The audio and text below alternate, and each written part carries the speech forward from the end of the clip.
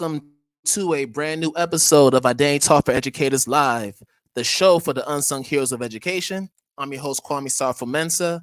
And if this is your first time tuning in to the podcast, I welcome you and I hope that you return for future episodes, especially after today's episode. We got a great guest. If you are a returning listener or viewer of the podcast, I welcome you back. And I hope that today's episode is one that you find informative, enlightening, and of course, insightful. So, just as a reminder for those who are on YouTube, please make sure you hit that red subscribe button so you can get future notifications of new episodes of the podcast.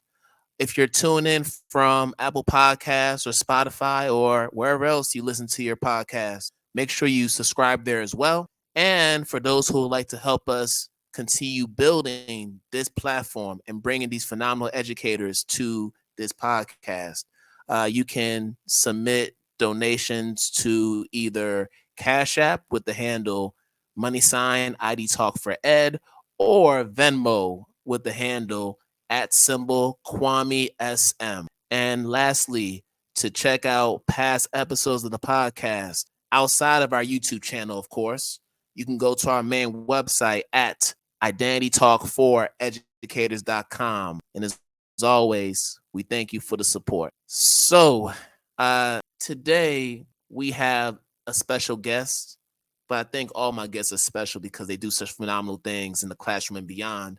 But this brother is somebody who I'd been following for a minute, and I finally had a chance to meet him last month when I went to the APPAREL conference.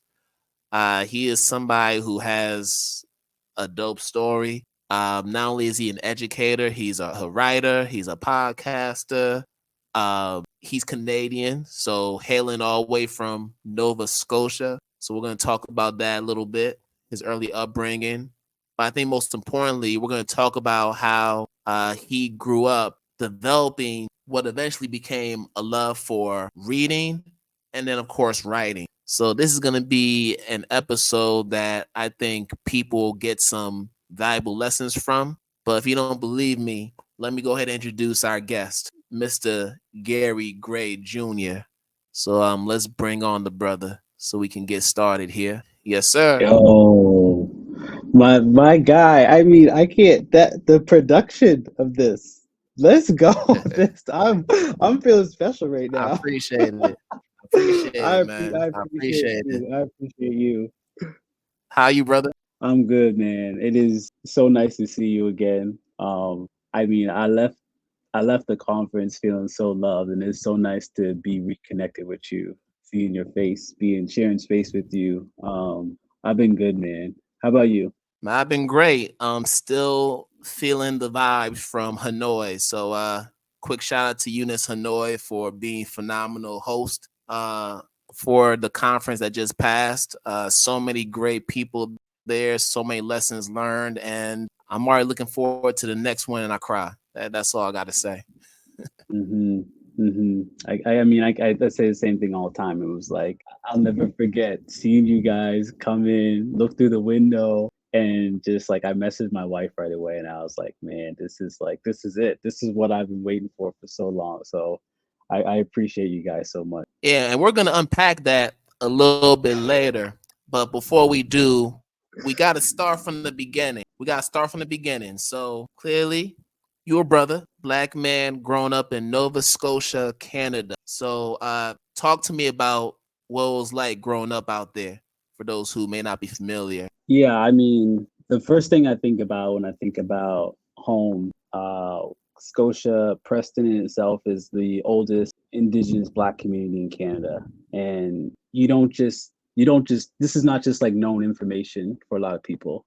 So for me, it's like it's my heart, it's my soul, it's my footsteps, it's everything that I do and wake up for daily. I woke up every day seeing people that look like me. I grew up in families that, you wake up at your grandma's house, you eat dinner at your uncle's house, you go to bed at your aunt and uncle's house down the street. And that was my childhood for like the longest time. And I love home. I love home so much. And it wasn't always like that. I grew up in predominantly Mm, white schools where, you go to school with some of your friends from your community, and then as you get older, those friends disappear, right? For a variety of reasons, whether they're not going to yeah. school, not getting support that they need. Some of them through gang violence, unfortunate incidents, etc. And the idea of feeling belonged slowly disappears, and it's hard because it's crazy, but like I'm still fighting that to this day in education of trying to feel belonged. But home is where my heart is. It is such a beautiful place. And it is a place that I highly recommend. If you go to Canada in itself, like Preston, Nova Scotia is absolutely incredible. Absolutely incredible. All right, dope. I actually been to Canada a few times. So my first time going to Canada, I was in Hamilton, Ontario. I Uh-huh. had a girlfriend at the time who was going to college out there. So I went to visit her. And then the second time I came back, it was with my wife. We actually visited Toronto. So we were up at the six. Shout out to the Hmm. six. And that was awesome. I wish I had spent more time there. It was in the summertime, so in Toronto during the summer they have a lot of festivals, a lot Hmm. of events happening around July, August. So we really got a chance to experience the city when it was live. Even Hmm. got a chance to go to the Hockey Hall of Fame downtown, which was amazing. I'm Hmm. not really somebody who watches hockey like that, but to be able to go there and just learn about the history, that was dope as Hmm. well. So yeah, there was a lot of great things that were happening there, and I would go back there again. It was just that much fun. Did you do Caravana? You know what? I think it was happening around the time we were there. We just didn't have the Uh-huh. bread to get the tickets. I get it. It was tough to get those They're tickets, not but it was cheap. happening. They're not cheap at all. Nope. But nah, it was a vibe. It was definitely a vibe. Yeah, I think it's one of But those places where, yeah. like, especially Toronto, it's like Toronto's very, like, my wife was from Toronto, very different than Nova Scotia in regards to just like not just like population wise, but just like diverse groups of people in general. Toronto, you get all walks of life, literally all walks of life. Nova Scotia is not that at all. It Mhm. is us in regards to a population of Black people who have either come through, American Revolution, Jamaican Maroons, etc. And then there's people that have just migrated through like time and time again. And then there's other people who, have come for schools, like a lot of schools there. People travel lots of different places for school. And then there's just white people, right? So it's just very different in regards to diversity in Nova Scotia. I think honestly, a lot of the like Eastern or Atlantic Canada provinces are similar like that since I've grown up there anyway. So you were mentioning belonging earlier, Hmm. and you had referenced parts of your childhood where you just knew you didn't belong or you felt like you didn't belong. I'd love for you to unpack that a little bit. Just thinking about your schooling experience. Uh, what were some of those struggles that you had, either internally or externally, that made it hard for you to embrace your identity, whether it be just your blackness and the other parts of who you are? So Hmm. let's talk about that. I think when I think about it, it kind of really started as I got to like middle school, high school, and me noticing like I hadn't had a lot of teachers that looked like me either. Um, I was lucky to have a handful of like administrators that were similar to me, but I was also starting to be a little bit more aware of like the people around me, who was being accepted in regards Mhm. to like in the classroom and teachers and what types of clothing they were wearing, how they were talking. And for me, it was like, well, I want to be accepted too. I want to get the same privileges that they're getting, whether it's like being spoken to kindly, not looked at as like bad or troublemaker, etc. Because a lot of my friends didn't get the care that they needed in regards to social emotional needs, academic needs, because they were labeled as troublemakers. So I think early on My mom, my dad, a lot of my uncles and aunts told me, like you gotta pull up your pants, right? You gotta speak proper. You gotta sit up straight. You need to say yes, ma'am. You need to say no, sir. And that was ingrained in me for like the longest time. And still to this day, I catch myself doing some of those things when I'm in spaces that I don't feel comfortable. So middle school that happened. High school was like even worse. It was like, very segregated in the sense where like everyone from my community had a spot. Like we knew it was called the pit. We would go to the pit every morning. We would meet at the pit during lunch, and we would sit together, eat together, etc. Then we would want to go to parties or hang out with other people, and we would completely change what we were wearing, the brands we were wearing, the way we were talking. I mean, there was even moments where we were like trying to listen to different types of music that we would never listen to, just Wow. so we can like be accepted in this other culture or this other type of like experience. And I think part of that was like just wanting to feel like we could be accepted, right? Um, and it was a struggle, right? It was a struggle because at the same time, I'm going home after all this stuff, right? I'm still hanging out with family, but at the same time, I'm living almost two different lives, right? So it was it was Hmm. it was a struggle. I think grade 8, grade 9, and then high school in regards to like trying to find out where I fit in because I was going back and forth in regards to like what I wanted to be, who I wanted to be, and the idea of like being black was like very different than what I was seeing and what I was being told as well. Because in school, a lot of my friends were being looked at as, like you shouldn't be in school. You are in single parent household. You don't have the support systems. We can't help you. And here I am, like, you know, luckily to have mom and dad at home, lucky to have some of the support. And I'm also telling teachers, like what they want to hear as well. I'm obeying. I'm saying yes, ma'am, and they're looking at me as different. So it was interesting. I think looking back on it, I think I could have probably, leaned a little bit more on family at the time. But as a kid, you're stubborn, and you want your peers to like you as well, right? So, um, it was very interesting, very interesting. So tell me this. You've gone through kindergarten, elementary, middle, high school. Now you're in college. You're at the university level. Hmm. So I had a chance to do some research.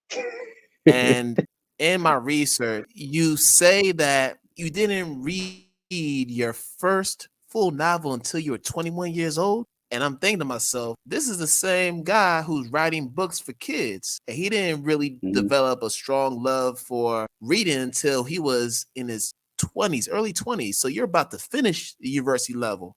So I need you to Hmm. help me understand how we make this transition from reading your first full novel at 21 and then now you're writing books for kids. Like help me fill those gaps in, bro. I, you've heard the stories. You've never, literally, did not grow up with people putting books in my hand with people that look like me, let alone authors, because that's the thing. People can write Mhm. stories with pictures of us, but not look like us as authors. So I think I was lucky Mhm. enough to. I have a cousin named Shantae Grant who is a writer, and I watched her journey as a kid growing up. And I remember looking at her books, but I had never seen a chapter book that looked like me ever.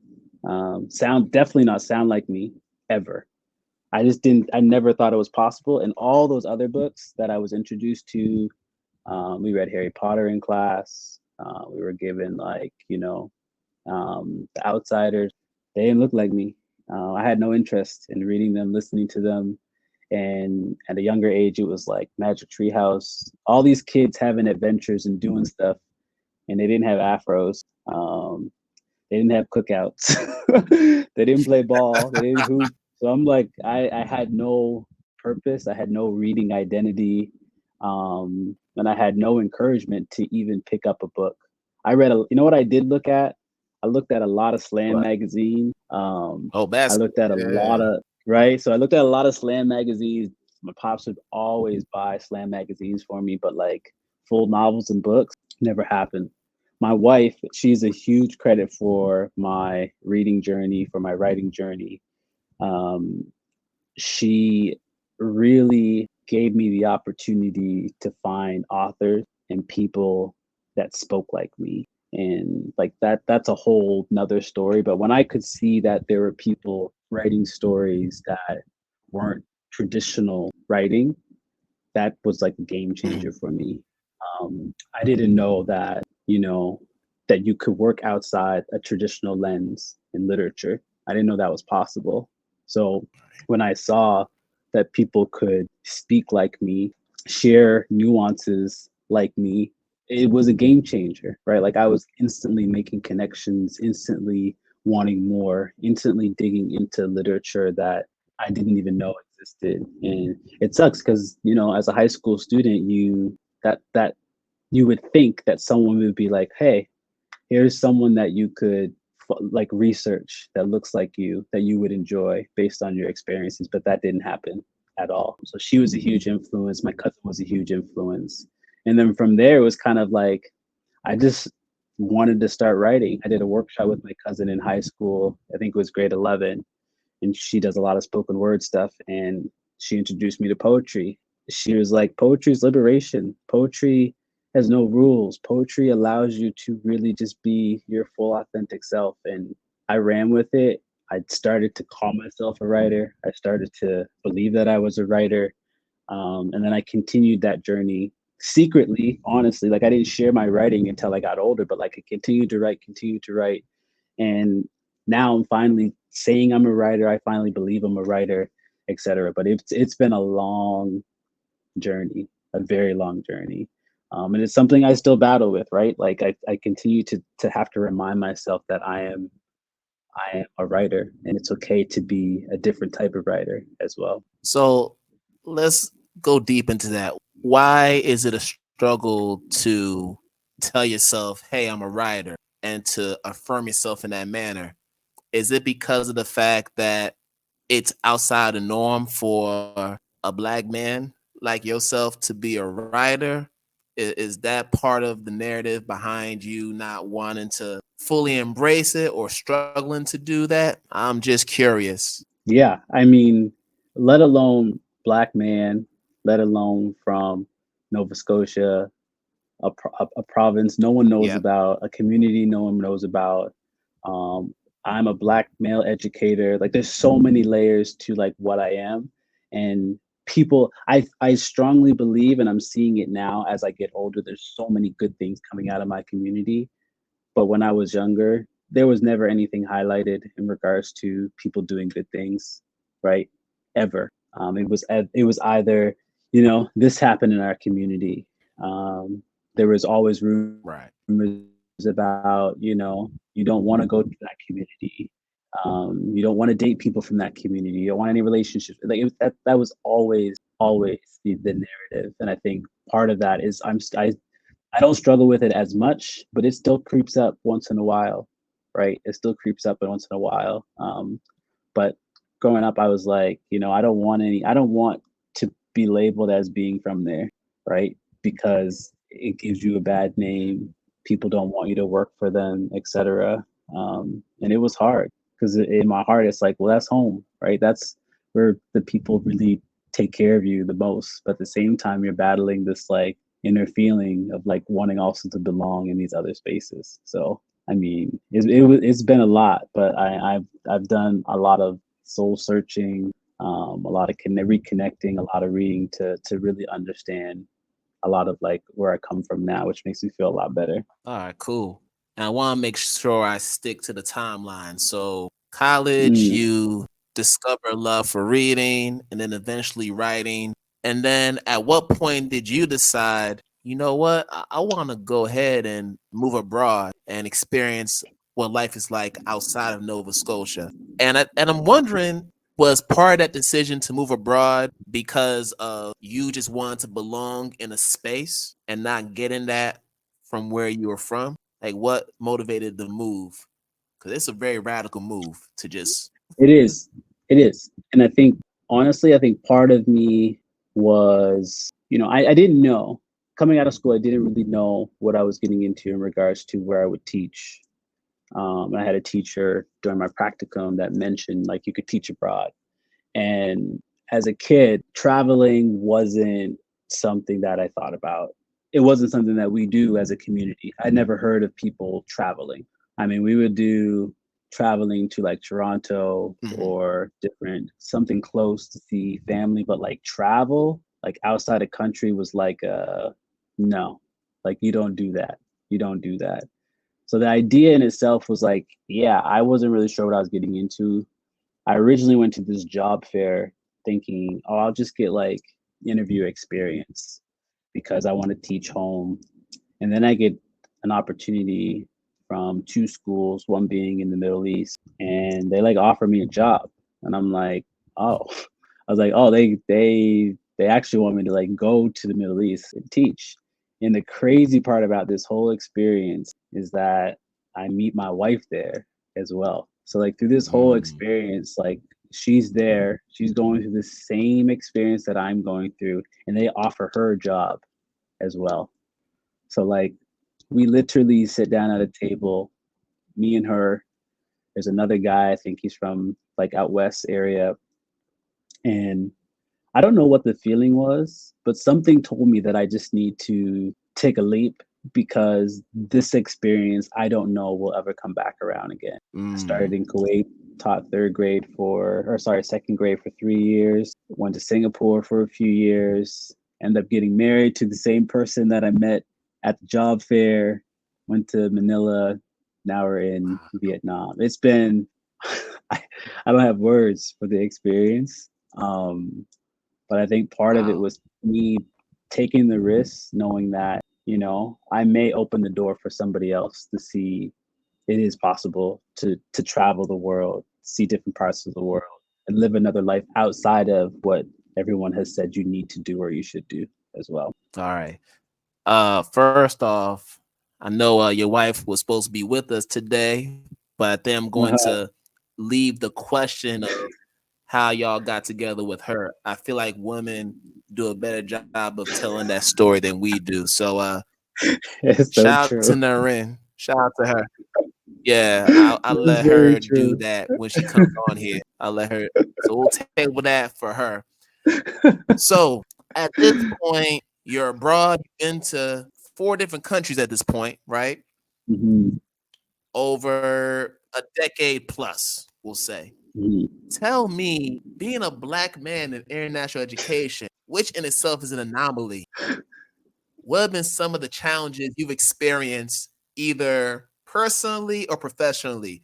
And I don't need you to give a whole dissertation because I know it could be a dissertation, but let's see if we can get a Cliff Notes version of what that experience has been like. um, I mean, it's hard to, it's not hard to explain, but it's everything you think it would be, right? I have been constantly on an island, constantly. And when I mean that, I mean no disrespect to the black folks that I have encountered, but I think I speak for a lot of us where there's been very few. And I will always show up as a black male elementary teacher, and I can't say that I've seen very many of me in any of the spaces that I've taught in. So it is extremely difficult for me to be my authentic self daily, like extremely difficult. Whether that is, making a connection through home, through the things I enjoy outside of teaching, right?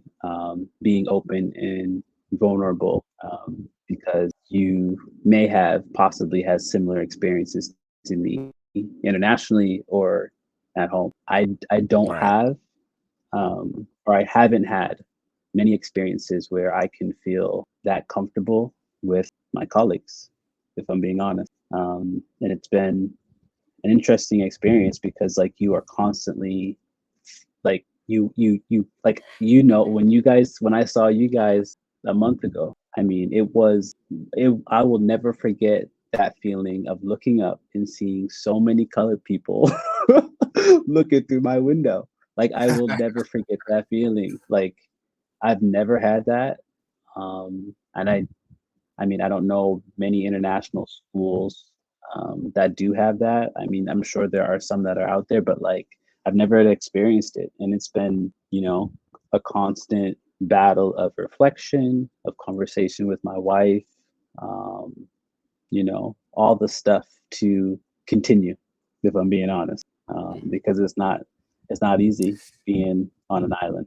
So this season, Identity Talk for Educators Live will be including ad spots for businesses, products, and events that are adding significant value to their communities.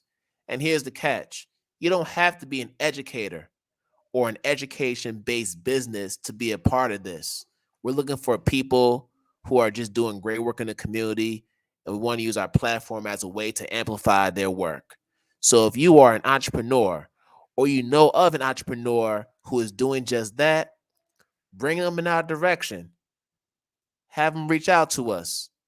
If they want to learn more about their ad spots and how they can get themselves promoted on this platform, they can contact myself, Kwame at identitytalkforeducators.com. I'll say it one more time. It is Kwame at identitytalkforeducators.com. Hope to hear from you, and let's keep on amplifying our work and building each other up. And I think that was something that I was experiencing when I was teaching middle school math in the States. Pretty much every school I taught in, I was either the only black male teacher or I was the only black teacher or one of the few black teachers in the school. It was always one of those circumstances I found myself in. And then Mm-hmm. my family moves abroad. We start off in Ethiopia and then eventually we get to Sierra Leone where we're currently based. And you go to these international schools and it's the same thing. It's the same kind of reality. So let's go in our utopian world for a second. Let's say that Mm-hmm. we're recruiters, right? We try and get more brothers, more sisters, just more black folks into this international education space. What would be the benefits of someone of our ilk wanting to move abroad and take on this work? That's that's a hard question. That's a hard question. Utopian world. I, Let's think positive. yeah, Let's think I mean, positive. honestly, I think you know what's so interesting.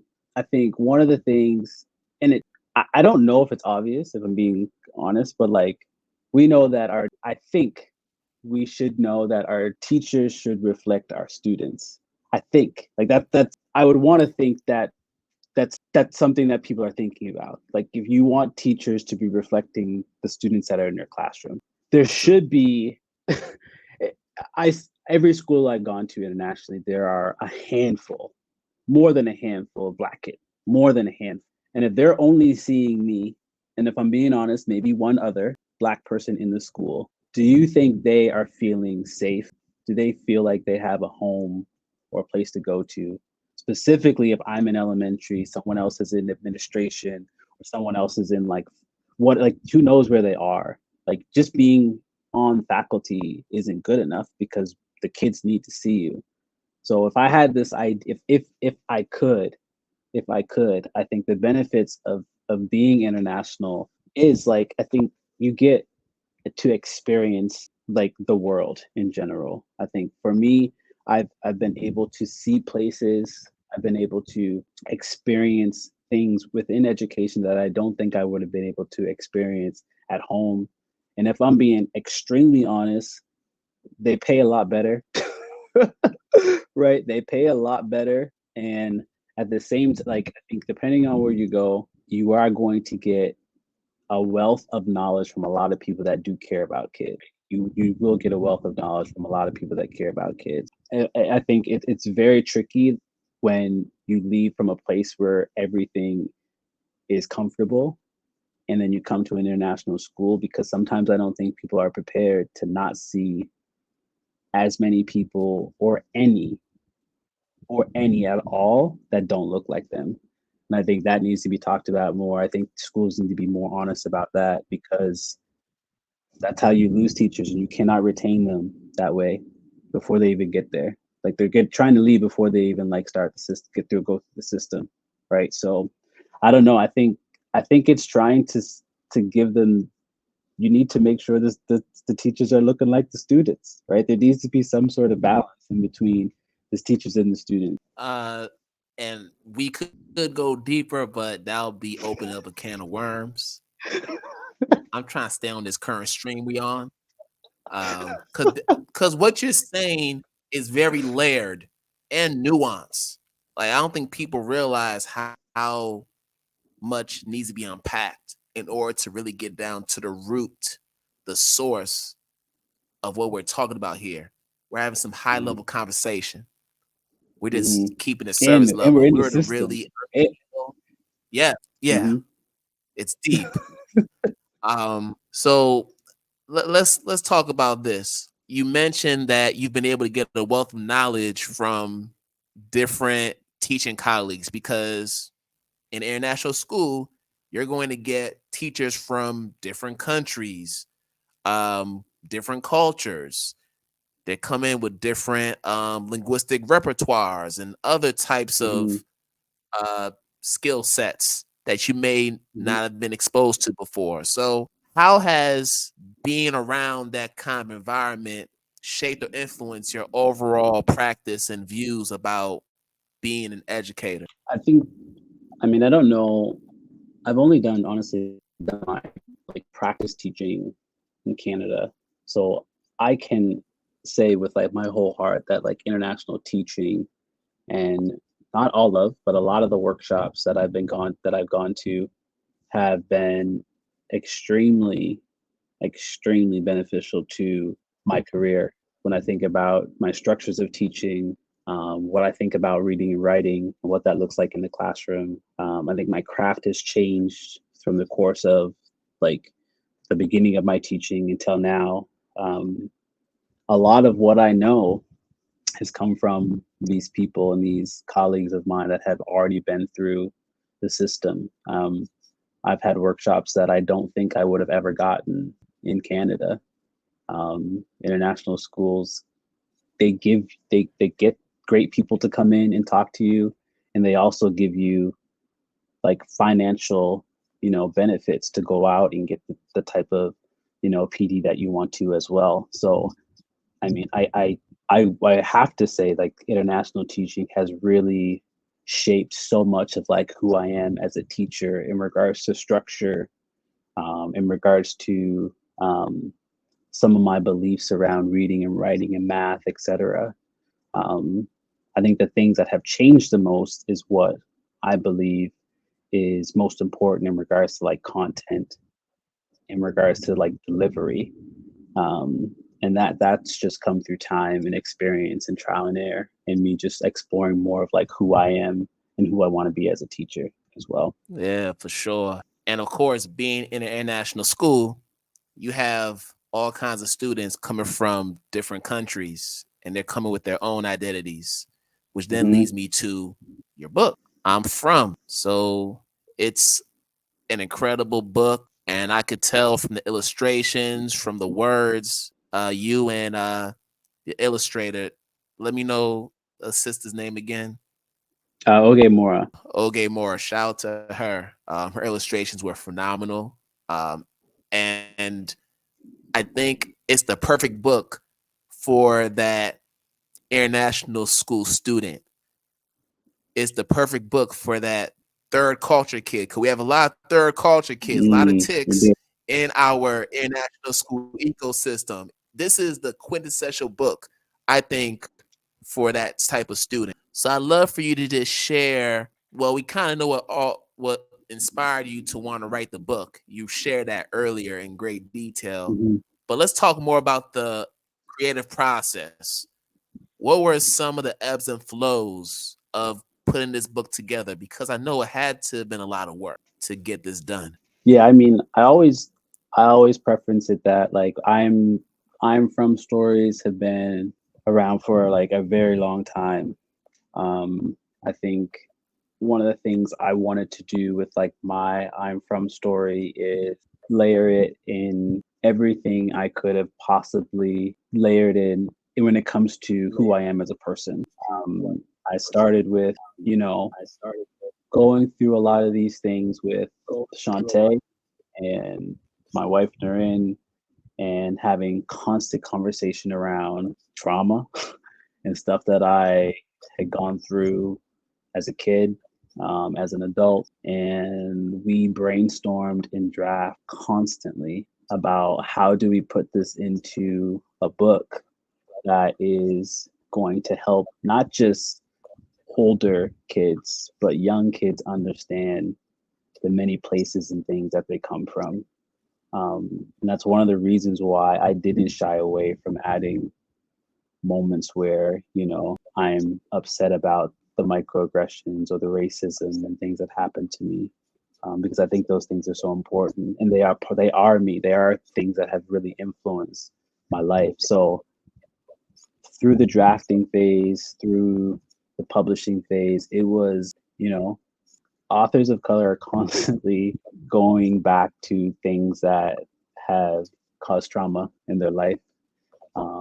And oddly and strangely, that often allows them, to grieve in certain ways, to release in certain ways. And this is what this book was for me. It was honestly like a labor of love. Like there are moments where I, you know, didn't want to write, didn't want to finish what I was doing. But there is so much beauty in the process, and I'm so happy that I decided to, you know, finish something with such love, and grace, and I could literally give back to my community. But it was hard. It was very, very hard. I can't imagine. And as you were talking, I just thought about what you said earlier about the pit. When you were in these white dominant spaces in school and you're going to the pit where you and your community, your mini community would come together and commune and build. I almost feel like I'm from is the pit for those international school students who look like you and I, the ones who Mm, may come to your classroom that may serve as their pit because they don't see anybody else who looks like them. mm, So I would think that there is an underlining purpose of making sure that the books serve that need for students who are in that same situation. hmm. I love that. I love that. And I think that's so true to who I am as a person. I hadn't really thought about that, but like that. I am I'm so pro kid that I will open my classroom to anybody, but especially those kids that look like me, right? Especially those kids. And I think it's so important that they have a space that they can feel like they can be their true self.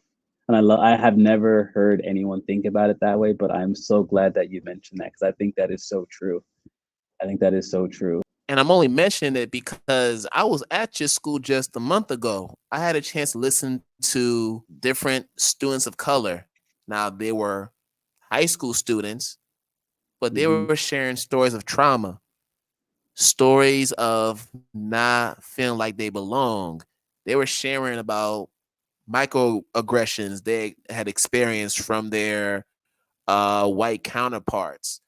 They were really being transparent about how they have to navigate this space on a daily basis. So Hmm. to have someone like yourself and several others who are in that school building, because there's a good handful of black teachers there, which I was happy to see because you don't see that in many international schools, It's let true. alone Eunice Hanoi. So shout out for that. I just feel like we need more books like that where students are Hmm. able to build that self efficacy and have that confidence to just be who they are, because then that will embolden them to want to speak up and speak out about what's going on.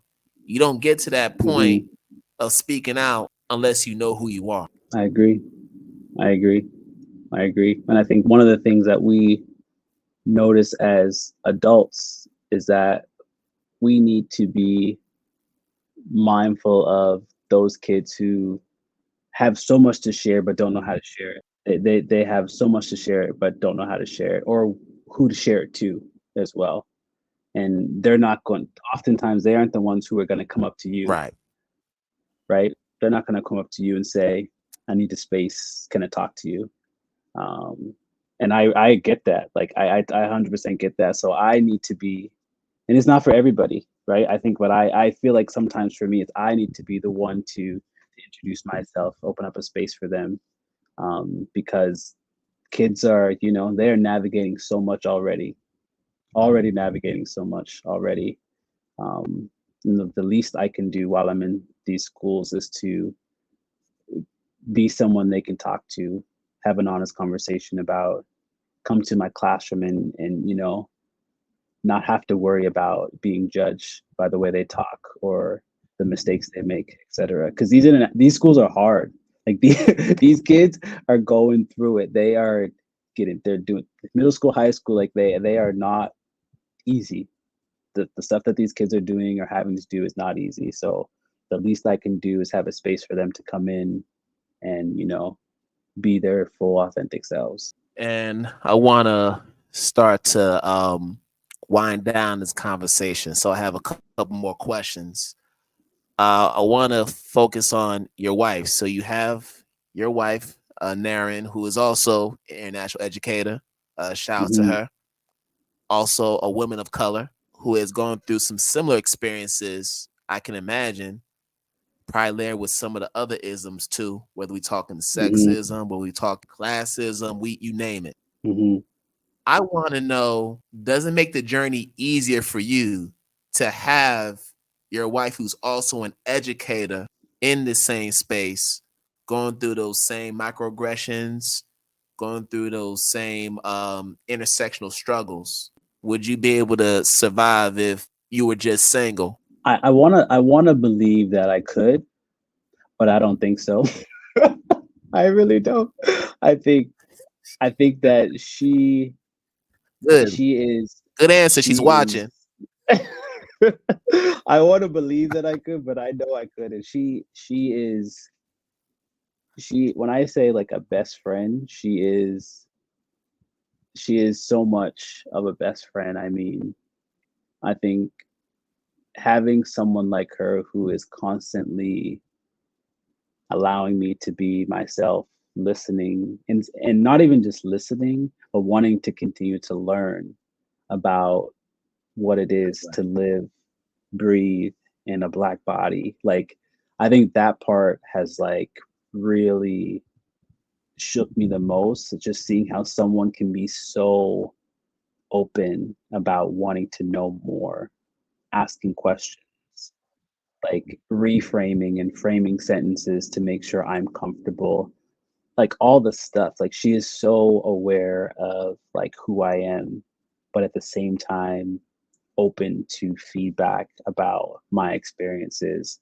And I cannot ask for anything more from her. I think being able to have an experience and just let her know like I'm coming home and I need to talk, and she's like, all right, let's go, like I'm ready, like, and she just, to have someone to just put in the time and effort to understand like who I am fully outside of the writing, the teaching, all the stuff is it's I think I am extremely lucky. I am extremely lucky to have someone like her who genuinely cares about my full self. Yeah, it I don't have words. I really don't have words. I She know that's it's incredible. Yeah, she's incredible. Um, and at the same time, I try to do the same thing, right? Someone yeah. who is, trying to navigate spaces, is an amazing educator, um, is so pro kid, like is consistently wanting kids to succeed in spaces that look like them, etc. So yeah, I mean, I try to do the exact same thing, but when it comes to her, she is amazing. Mm. Absolutely amazing. Yeah, that's the fact that you're that speechless is enough words to express Mm, just how dope she is. So that's love right there. All right, sir. Here's my final question for you.